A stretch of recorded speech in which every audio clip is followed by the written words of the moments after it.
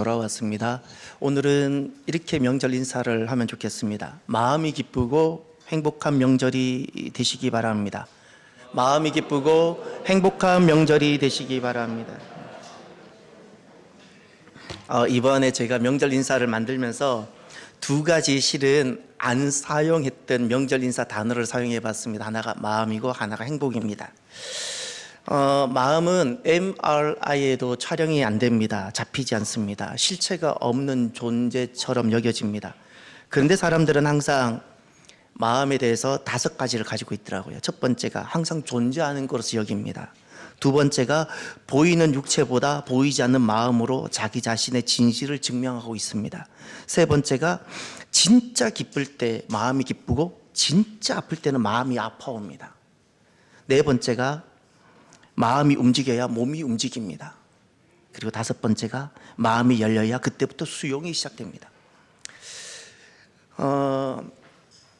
마음은 만져지지 않는 MRI에도 잡히지 않는 것인데 사람들은 마음과 함께 살고 마음이 움직여야 움직이는 것이며 마음이 사랑을 느껴야 그것이 사랑으로 받아들여지고 있다는 사실입니다. 기억은 뇌가 하는 건데 어떻게 우리가 왜 마음이 느껴야 내가 느끼는 것이고 마음이 움직여야지 내가 움직일 수 있을까?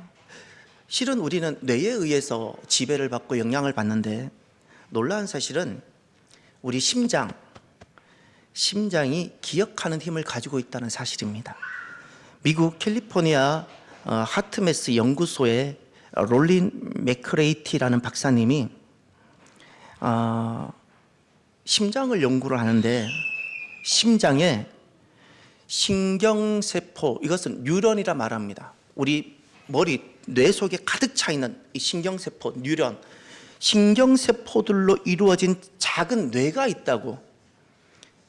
그래서 두뇌의 명령과 관계없이 모든 인체는 두뇌의 명령에 움직이는데 누련으로 가득 차 있는 두뇌의 명령과 관계없이 스스로 움직일 수 있는 유일한 존재가 심장이라는 겁니다. 왜냐하면 심장에는 두뇌 명령 없이도 스스로 박동할 수 있고 기억하고 감정을 인지할 수 있는 유련이 있기 때문에 그렇다고 합니다. 그래서 이런 실험을 해보았습니다. 애리조나 주립대학교 심리학과 게리 슈왈츠 교수님이 사람이 이제 심장을 이식받을 수 있을 수 있지요.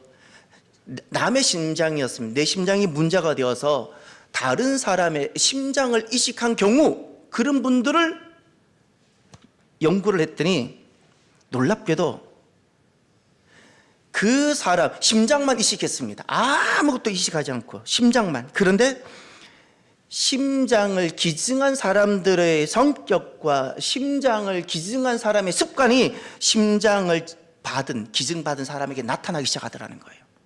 놀랍지 않습니까? 심장만 바꿨는데, 그가 누군지 단 한 번 만나본 적도 없는데 심장만 바꿨는데 심장을 기증한 사람의 성격이 나타나고 심장을 기증한 사람의 습관이 심장을 기증받은 사람에게 나타나더라는 겁니다. 이것이 바로 심장에는 기억하는 세포가 존재한다는 증거입니다. 그래서 우리 몸에 있는 이 심장은 단순히 쉬지 않고 펌프질해야 되는 근육 덩어리뿐만이 아니라 심장은 기억과 의식을 저장하는 뉴런이 있고 심장의 60%가 이 뉴런, 뇌신경세포로 구성되어 있는 겁니다. 그래서 저는 그 내용을 보면서 저는 이렇게 말을 했습니다.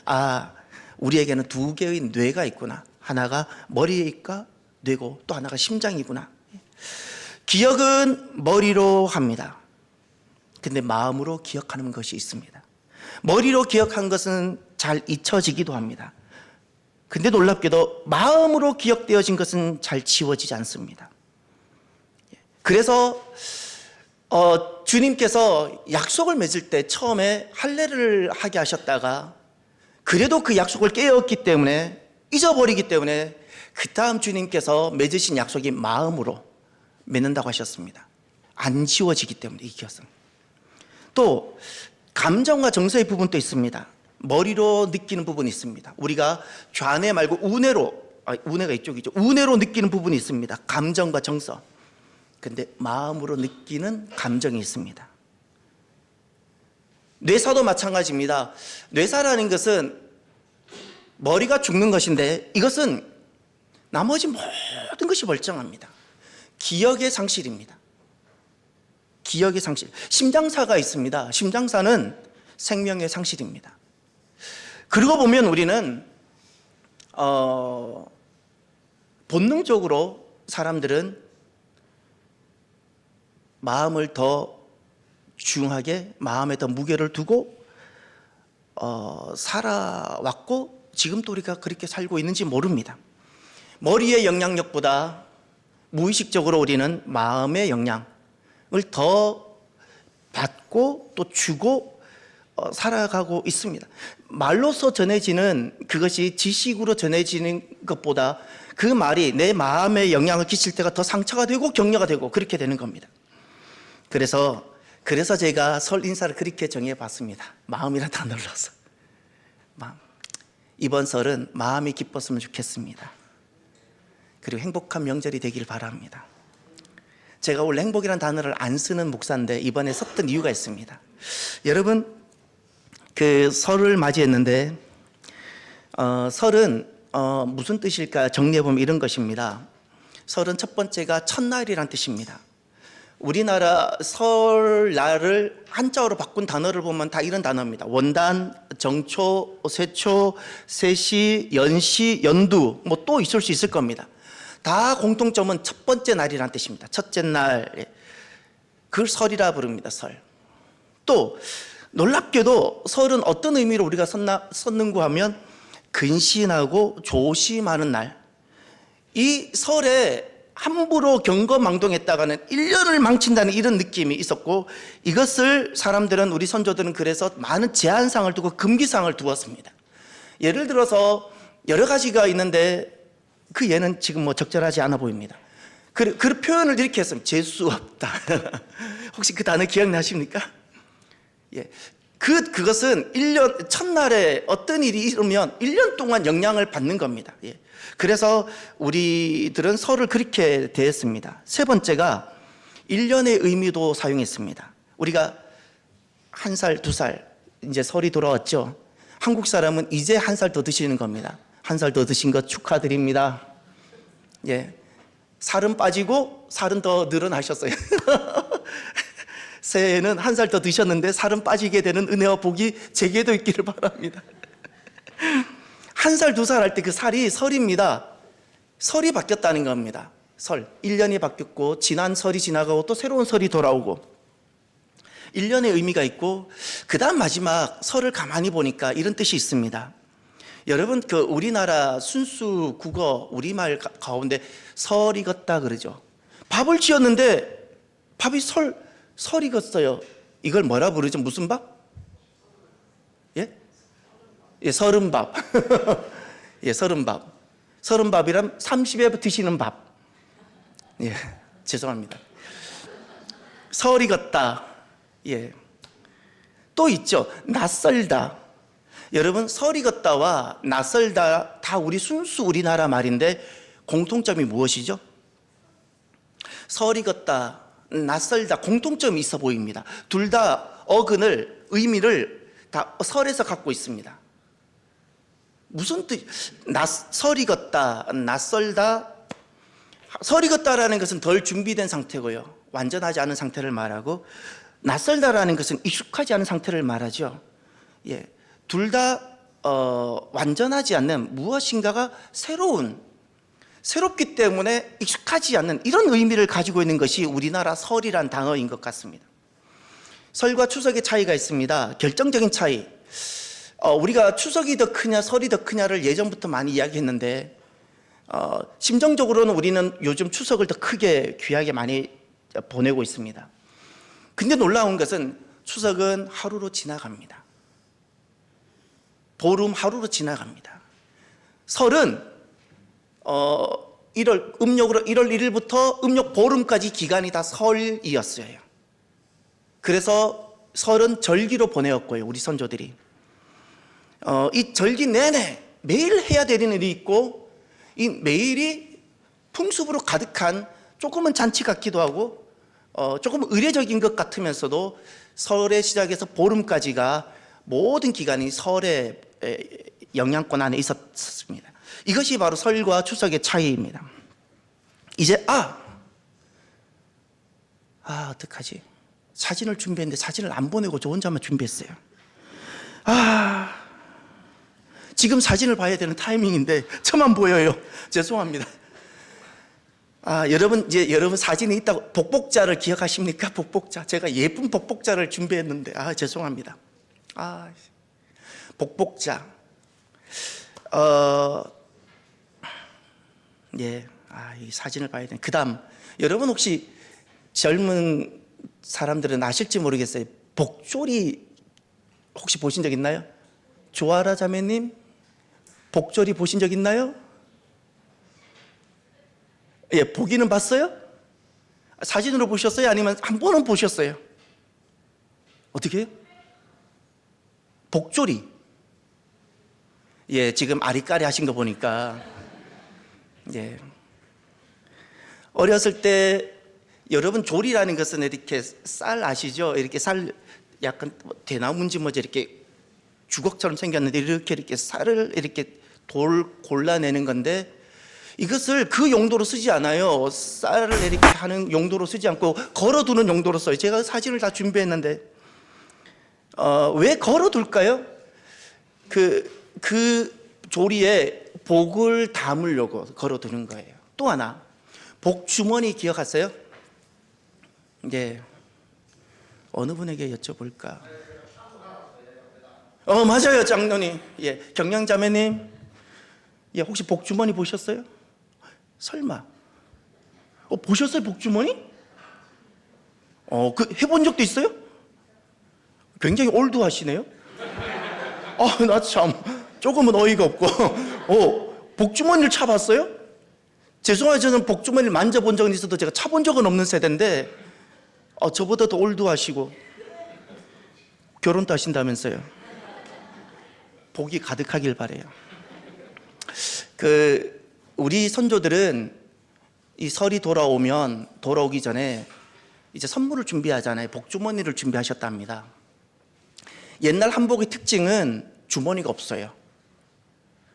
옛날 한복의 특징은 주머니가 없기 때문에 예를 들어 이런 소매에 물건을 넣는다든지 그래서 주머니를 따로 뭘 차는 걸 하는데 이 연말 되고 연시가 딱 돌아오면 복주머니를 만들어서 찾아오는 가족이나 어린 사람들에게 복주머니를 선물해 주고 이거를 차고 다닌다는 겁니다. 그러면 이 복주머니 뜻은 무엇일까를 제가 찾아봤어요. 이런 뜻이었습니다. 1년 내내 사악한 것을 물리치고 만복을 불러오기 위해서 복주머니를 찬다는 겁니다. 그냥 단순히 복의 기원만이 아니고 사악한 것을 물리치고 이것이었어요. 집집마다 복조리를 걸어두는 것도 마찬가지였습니다. 복을 간절히 기원하고자 하는 우리 선조들의 마음이었습니다. 그래서 돌아보면 우리는 설을 이렇게 맞이했던 것 같습니다. 우리가 선조들에게 저수왕들의 차례를 지내고 많은 일들이 있었는데 핵심이 그겁니다. 우리들은 설을 어떻게 저게 복조리 맞아요. 예. 저거요. 죄송합니다. 이거 제가 사진을 여러 개를 준비했는데 왜 제가 전달을 실수했죠? 네. 설날은 우리들은 이렇게 보냈습니다. 그냥 단순한 새해 어떤 첫날이 아니라 첫날이기에 복을 기원하는 날로 우리들은 맞이했던 겁니다.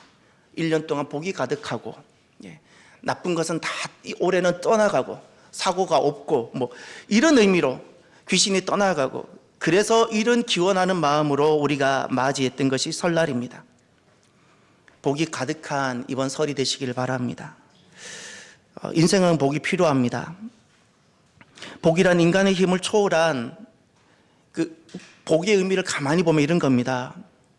복이란 인간의 힘을 초월한 것을 뜻하는 것이고요. 좋다는 뜻이 아닙니다. 필요한 것이란 뜻이 아니라 복이란 그 앞에 볼시자가 먼저 붓으로 나오죠. 제붓으로.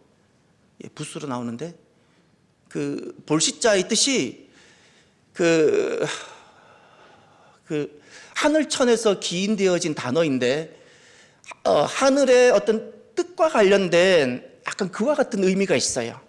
그리고 그 다음 글자 이렇게 한일자에 입구자 받전자 붙어 있죠. 그거는 사람의 배를 뜻한답니다. 사람의 배, 복부.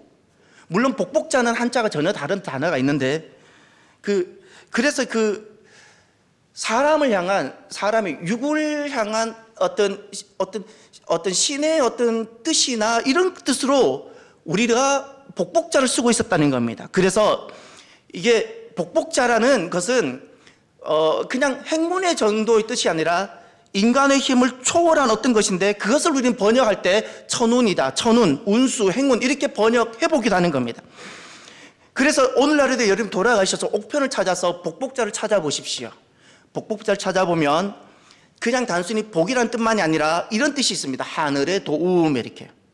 놀랍게도 복복자가 하늘의 도움이라는 뜻이 옛부터 우리 선조들은 가져온 것입니다.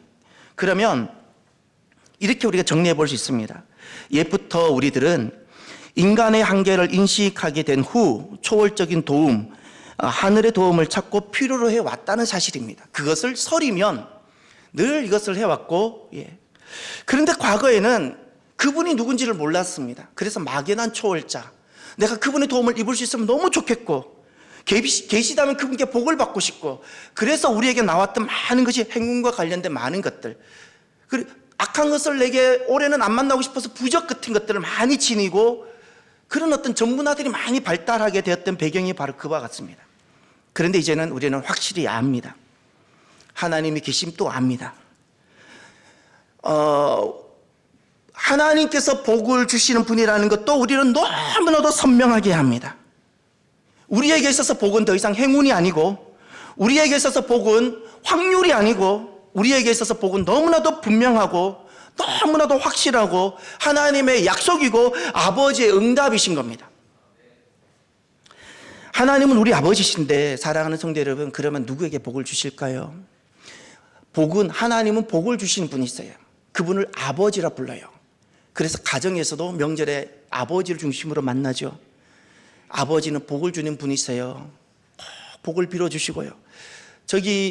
이번에도 그 설 명절 가정예배 순서지가 여러분 나가실 때 받으실 수 있을 텐데요.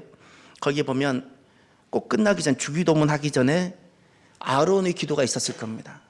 꼭 가정에서 가장 큰 어른이, 남자든 여성이든 여자든 가장 큰 집안의 어른이 그것을 천천히 읽어주세요. 온 가족들은 다 머리 숙이고 있고 그것을 천천히 선포해주고 읽어주십시오. 하나님은 아버지로서 우리에게 복을 주시는 분이시고, 이 땅에 가정 집안에 아버지가 있는데 그 아버지는 생명을 주는 자였고 복을 주는 자였어요. 하나님은 도대체 누구에게 복을 주실까? 시편은 전체 주제가 1편에 나와 있고, 1편의 주제가 1절에 나와 있고, 1절에서 중요한 주제어가 복이 있는 사람이란 뜻이고, 가장 중요한 키워드 한자가 있는데 그것이 바로 복인 겁니다. 시편은 1편부터 150편까지 엄청난 많은 분량, 성경 중에 가장 많은 분량을 차지하고 있고 성경 신구약 한가운데 자리하고 있는 말씀인데, 그 시편을 한 단어로 딱 바꾸면 복입니다. 시편은 무엇이 복이냐라는 겁니다. 복을 말씀하고 있는 성경이 시편입니다. 그러면 시편에 복이 많이 나옵니다. 하나님은 도대체 누구에게 복을 주시냐라는 관점으로 그 말씀들을 제가 통합하고 정리를 했어요. 하나님은 분명히 복을 주시는데 우리는 복이 필요한 사람입니다.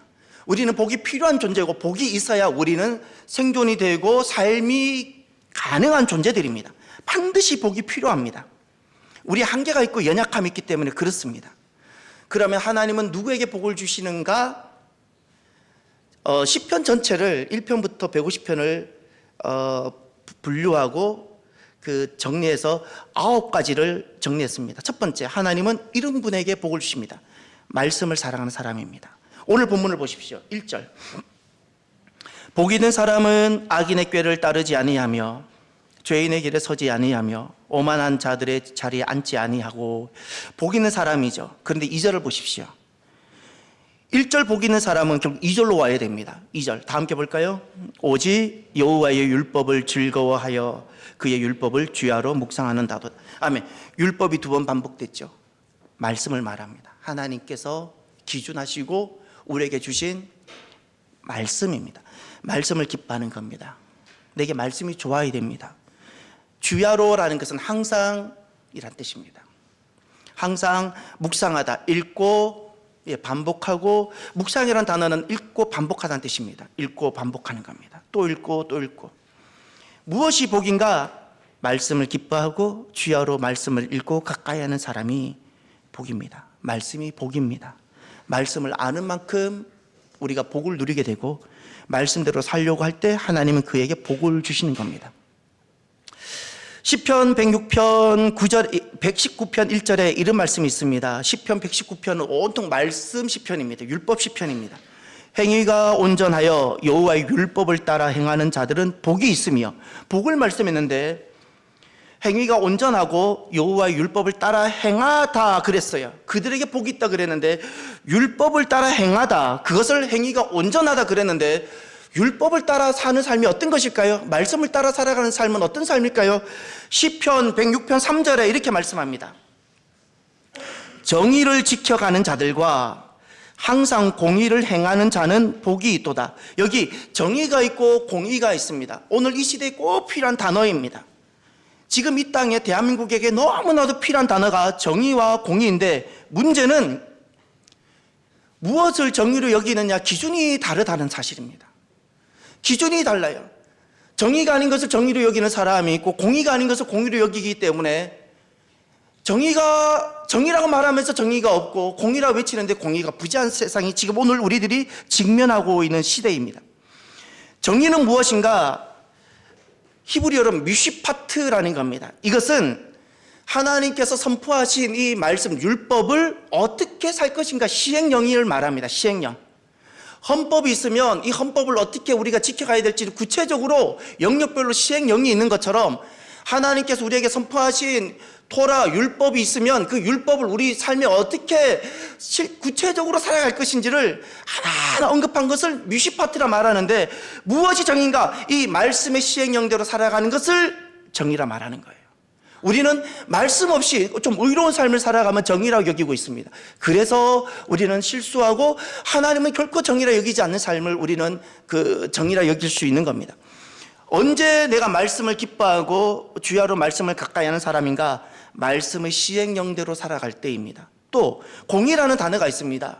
공의라는 단어는 체다카라는 건데, 이 체다카라는 것은 말씀의 시행령대로, 미시파트, 말씀의 율법을 가지고 이걸 어떻게 구체적으로 적용하며 살아갈 것인가 하나하나 쪼개어서 시행령을 만들어 두었는데, 이 시행령대로 살아가는, 말씀을 행하는 그 삶을 의로움이라 말하는데, 그것을 체다카라 말하는 거예요. 결국에는 정의와 공의는요, 내가 생각했을 때 남을 좀 돕는, 어려운 사람을, 약한 사람을 돕는 그것이 절대 아니고, 정의와 공의는 말씀을 행하는 사람입니다. 말씀을 행하는 삶을 말하는 겁니다. 하나님은 누구에게 복을 주시는가? 말씀을 기뻐하고 말씀을 지키며 말씀을 가까이 하는 사람, 말씀입니다. 그리고 두 번째, 하나님은 누구에게 복을 주시는가? 하나님 복을 주시는 분입니다. 하나님을 의지하고 하나님을 의탁하는 사람입니다. 시편 2편 2절에 이렇게, 2편 12절에 이렇게 말씀합니다. 그의 아들에게 입맞추라. 그러지 아니하면 진노하심으로 너희가 길에서 망하리니 그의 진노가 급하심이라. 여호와께 피하는 모든 사람은 다 복이 있도다. 여호와께 피하는 모든 사람, 그가 누구든지 관계가 없습니다. 어떤 인생일지라도 여호와께 피하는 사람은 복이 있다. 하나님은 복을 약속하셨습니다. 이 피하다라는 뜻이 바로 의지입니다. 하나님을 의지하고 내 삶을 의탁하는 것입니다. 그래서 살아가면서 많은 사람들은 내 손에 힘을 의지하는 방법을 잘 압니다. 돈의 힘을 잘 의지하기도 합니다. 어떤 힘 있고 권력 있는 사람에게 잘 자신의 삶을 잘 의탁할 줄도 압니다. 근데 진짜 내가 복 있는 인생이 되길 원한다면 하나님께 내 삶을 어떻게 맡기고 의지하고 의탁하는지를 알아가야 하는 것입니다. 하나님께 우리의 삶을 맡길 수 있습니다. 내가 힘있고 권력 있는 사람한테 내 삶을 맡기고 부탁할 수 있는 것처럼, 내가 뛰어난 스승에게 내 자녀를 맡길 수 있는 것처럼 우리가 하나님께 내 삶을 의탁하고 맡길 수 있는 겁니다. 하나님은 그들에게 복을 주시는 겁니다. 시편 119편 2절에 전심으로 여호와를 구하는 자는 복이 있도다. 하나님을 의지하고 하나님을 전심으로 구하는 자, 그것을 기도라 말하는데, 그렇게 하나님께 나와 간절히 하나님을 찾고 구하고 하나님을 의지하는 그들에게 하나님은 복을 약속하셨습니다. 세 번째, 하나님은 누구에게 복을 주시는가? 의인에게 복을 주십니다. 시편 5편 12절에 여호와여 주는 의인에게 복을 주시고 방패로 함같이 은혜로 그를 호위하시리이다. 의인에게 복을 주십니다. 그러면 그 의인이란 우리가 흔히 믿는 사람, 믿음의 사람 이렇게 말할 수 있습니다. 믿는다는 것이 무엇이죠?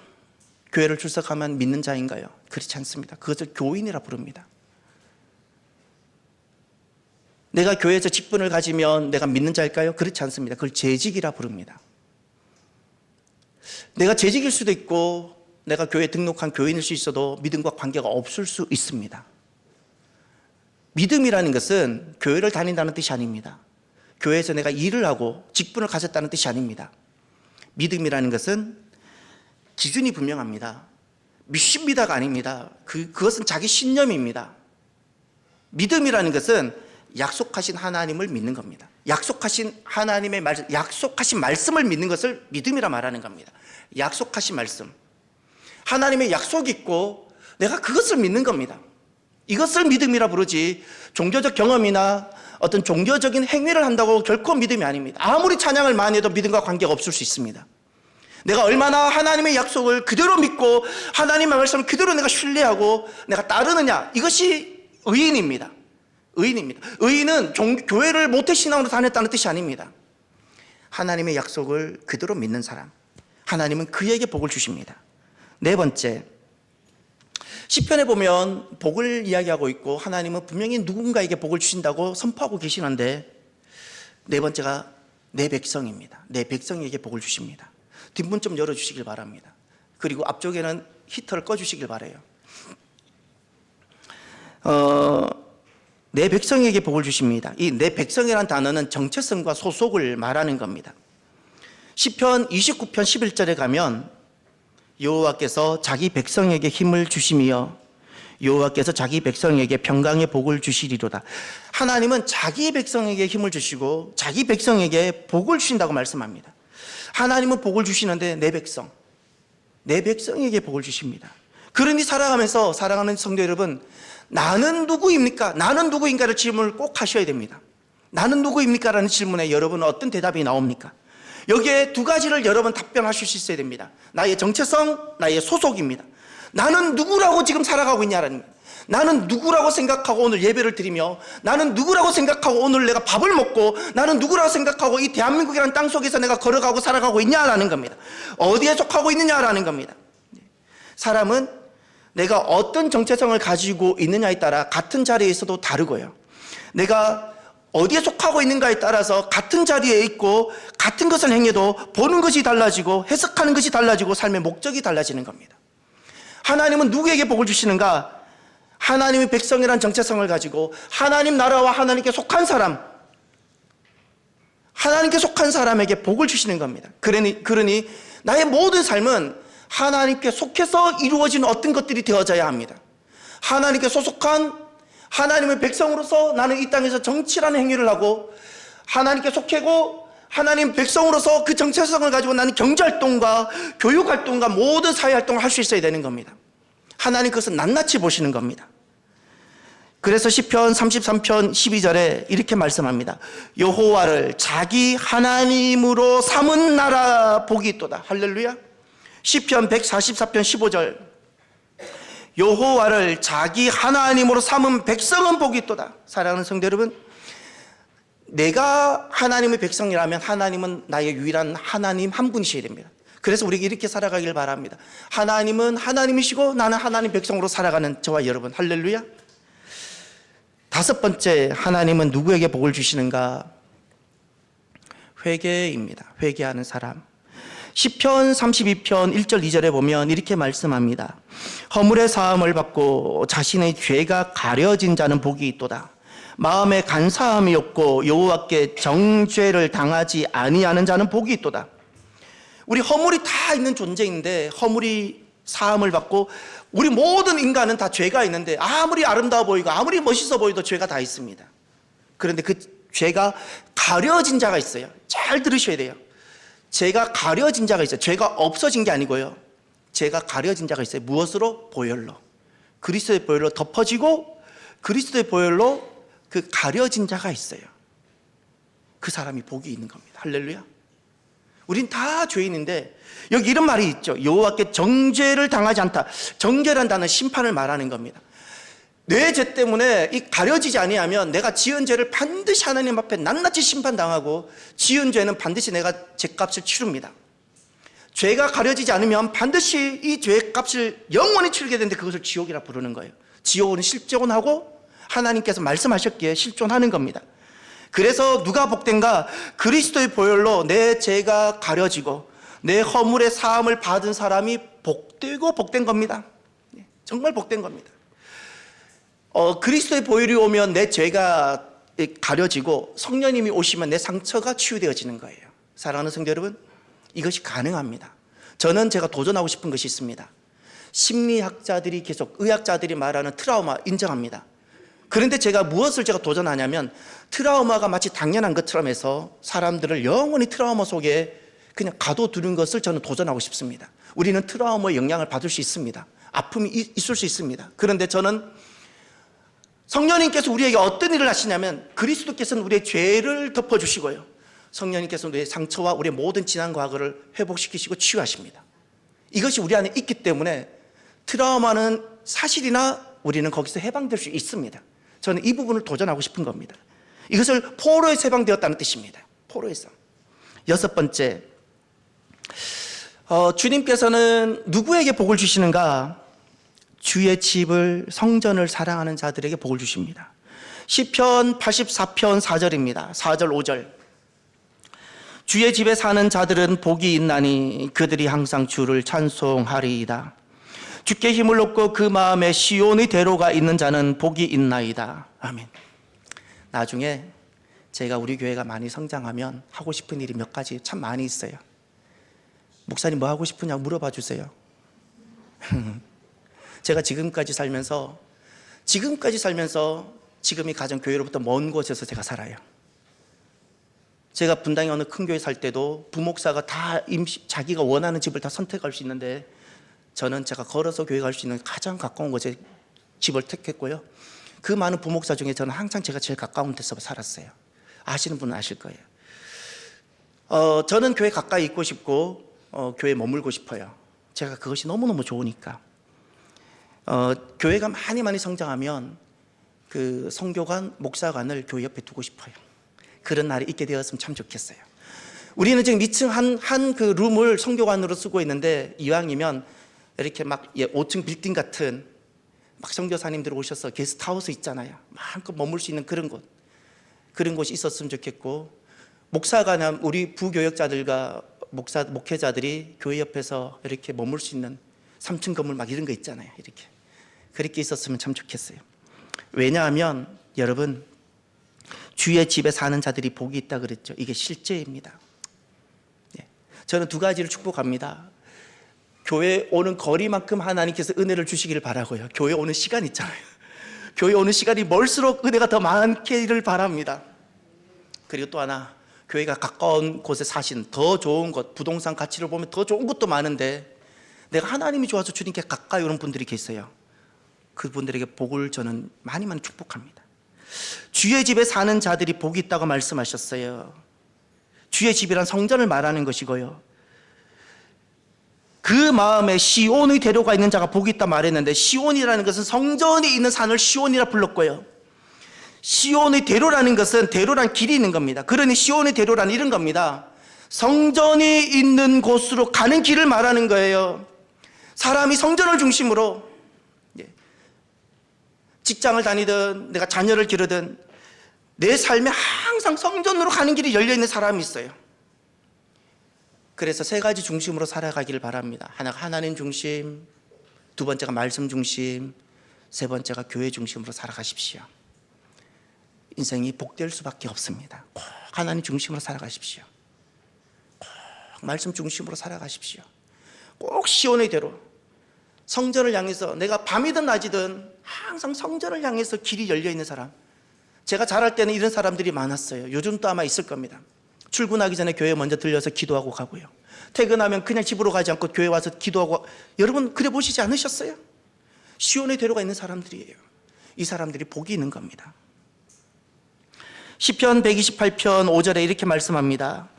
여호와께서 시온에서 내게 복을 주실지어다. 너는 평생에 예루살렘의 번영을 보며, 예루살렘의 번영을 보는 복을 누구에게 주시는가? 어디에서 주시는가? 아니, 시온이라 그랬어요. 시온은 하나님이 임하시겠다고 약속하신 곳이고, 그곳이 바로 성전, 주님의 집이 있는 곳입니다.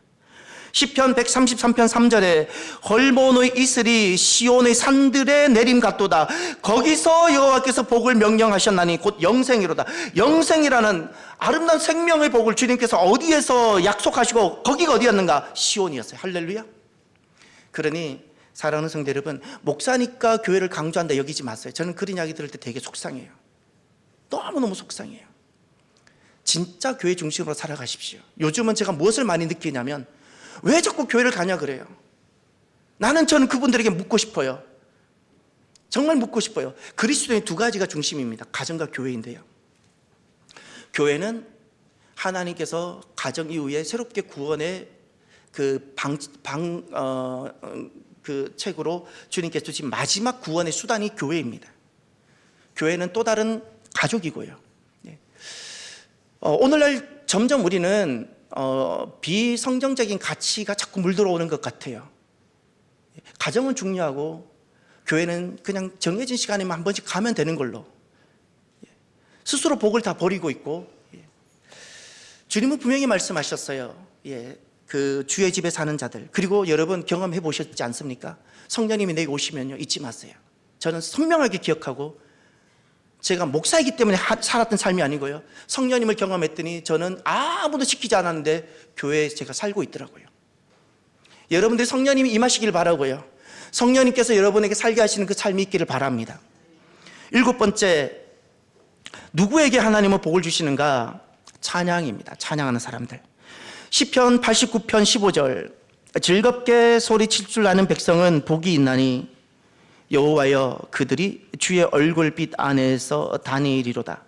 시편은 온통 하나님을 찬양하는 찬양인데요, 89편 15절에 선명하게 이렇게 말씀합니다.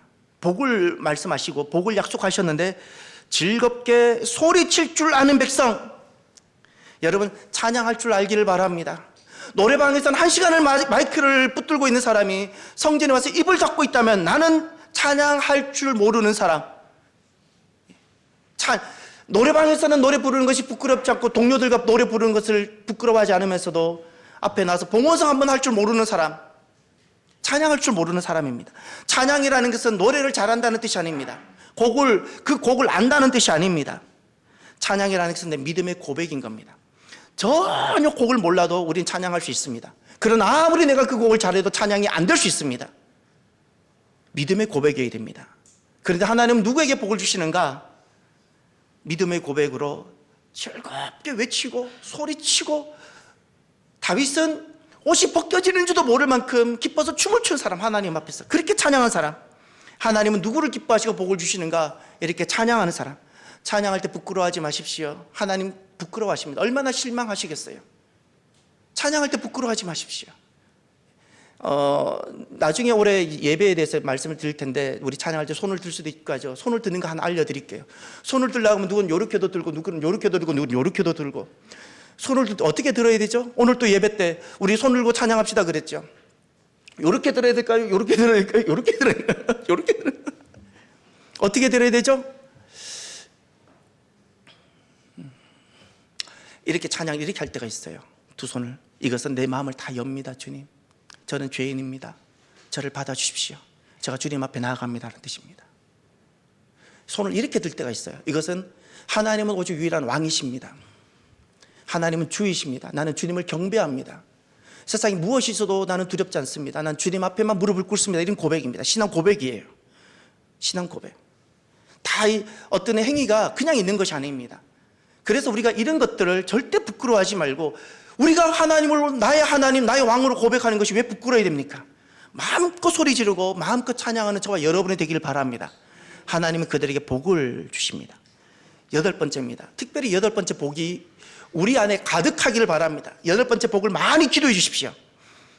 자녀인데요, 자녀가 많은 것이 복입니다. 시편 127편 4절 5절에 이렇게 말씀하셨어요. 젊은 자의 자식은 장사의 수중의 화살 같으니 이것이 그의 화살통에 가득한 자는 복되도다.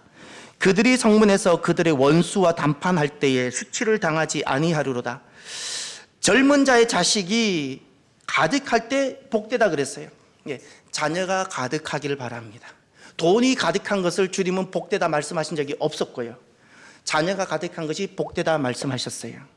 제가 알기로 이번에 꼭 결혼을 앞두고 있는 가정이 있는데 자녀가 가득하기를 바랍니다. 예, 우리 그 3040 우리 젊은 세대가 있습니다. 자녀가 가득하게 되기를 바랍니다. 이것이 진짜 복입니다. 여러분, 나이가 들어보십시오. 지금은 당장 내가 어떻게 키워하지요? 어떻게 키워라고 하죠? 세월이 지나가 보십시오. 돈은 있다가도 없고요.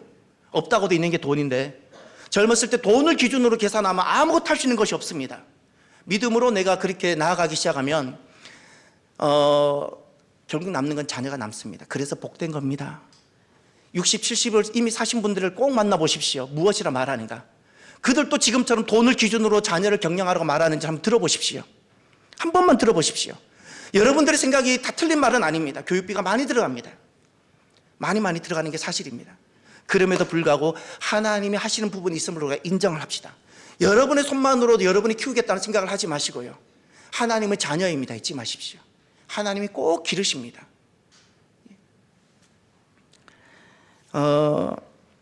마지막 9번째입니다.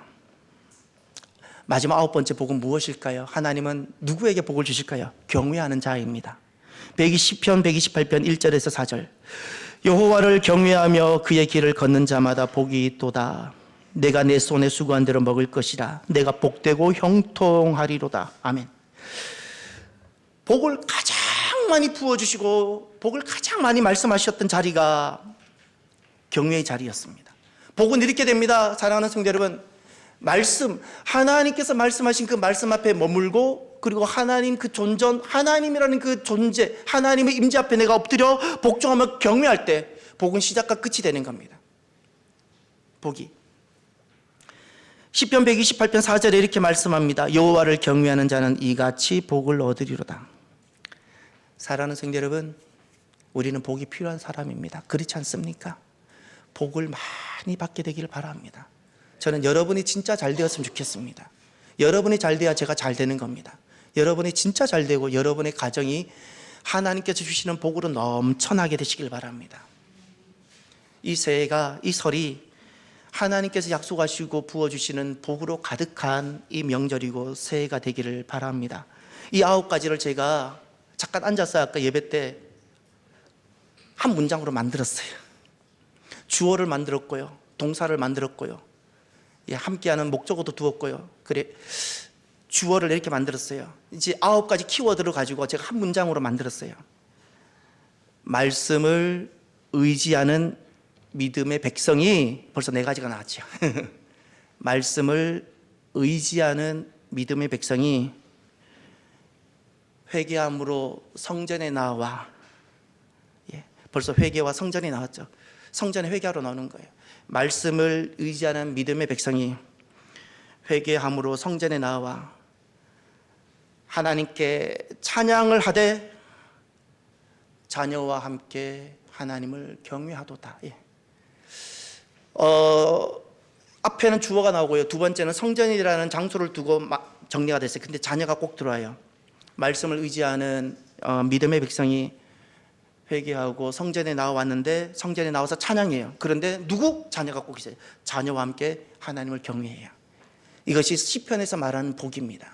사랑하는 성도 여러분, 금년에는 또 이 새해에는 말씀을 의지하는 믿음의 백성으로서 회개도 있고 성전에 나와 찬양하고 자녀와 함께 하나님을 경외하는 복되고 복된 복 있는 사람이 되기를 바랍니다.